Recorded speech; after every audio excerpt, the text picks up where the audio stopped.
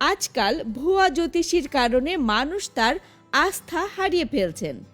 বাংলাদেশে রাশিচক্র অনুযায়ী আপনার জীবনের সঠিক সমাধান দিতে পারেন কেবল একজন, আর তিনি হলেন আধ্যাত্মিক শক্তি সম্পন্ন জ্যোতিষরাজ লিটন দেওয়ান চিশতি। আপনার জীবনের সকল সমস্যার সমাধান পেতে আজই চলে আসুন জ্যোতিষরাজ লিটন দেওয়ান চিশতির নিকট। হাতের রেখা দেখে কিভাবে কি বুঝেন, মানে কোনটা আসলে ভাগ্য রেখা?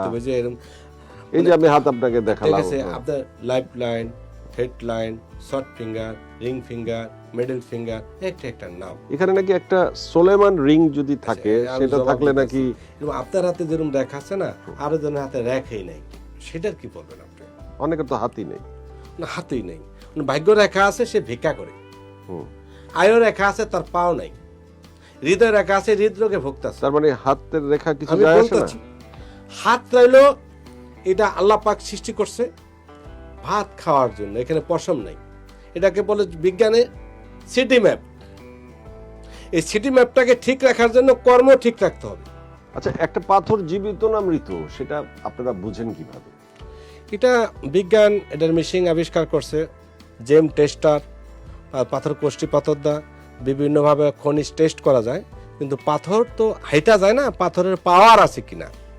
যেমন ম্যাগনিফাইং গ্লাসে যদি আপনি সূর্যের রেটা বাই করেন, একটা কাগজে আগুন ধরাই দিতে পারবেন।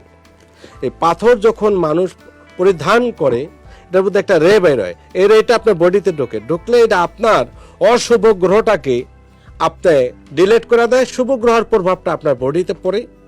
এটার হলো পাথরের কাজ। আর নীলা পাথরের কাজ হলো যারা বিখ্যাত ব্যবসায়ী, বিখ্যাত কবি, বিখ্যাত প্রেমিক, তারা পড়ে। কিন্তু সেটা পড়ার জন্য যে রাশিতেই পড়তে হবে এমন কোনো কথা নেই। আর সব ধর্মের লোক রত্ন পাথর ধারণ করতে পারে। নীলা সম্পর্কে একটা ধারণা আছে যে নীলা পড়লে এক ধরনের সাইড এফেক্ট আছে, অনেকের নীলা সহ্য হয় না, নীলা খুব গরম পাথর। এটা কি ব্যাখ্যা? অ্যাকচুয়ালি পাথর তো আল্লাহর সৃষ্টি। যদি এটার পড়ার আগে ভয় পায়, সেটা পাথরই তাকে ধরে বসে। বলতে বোঝে আল্লাহর সৃষ্টি, আল্লাহর নিয়ামত, আল্লাহকে বিশ্বাস করে, সর্বপ্রথম আল্লাহকে বিশ্বাস করে রত্ন পাথর ধারণ করলাম। আল্লাহ, তুমি আমাকে সাহায্য করো।